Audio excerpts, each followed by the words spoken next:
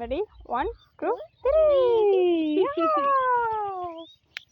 তাসফিয়া, তোমার কেমন লাগছে? ভালো। নানু বাড়িতে এসে তোমার কেমন লাগছে? ভালো অনেক। অনেক ভালো লাগছে? তোমার পরিবেশটা কেমন লাগছে বাবা? ভালো অনেক। অনেক ভালো। কিন্তু এখানে যেই পরিমাণ বাড়াও আছে। বাড়াল থাকবেই বাবা। কেন? তুমি কি এখানে এসে বানর দেখতে পাচ্ছিলা? না, ওই যে একটা অদ্ভুত পাখি। অদ্ভুত পাখি? ও আচ্ছা। আচ্ছা, যাই হোক আমি কোনো পাখি দেখতে পাচ্ছি না।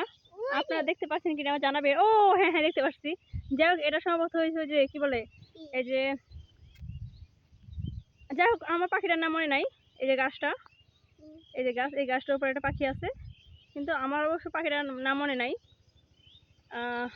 মনে পড়লে অবশ্য কমেন্ট করে জানাবো আপনাদের।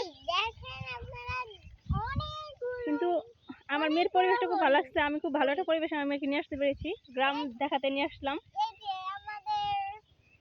আমরা সবসময় অনেক ভালো ভালো জায়গায় ট্যুর দিই, কিন্তু এই প্রথম আমরা একটা গ্রামে আইসা মানে আমার মেয়ের খুব ভালো লাগছে না বাবা?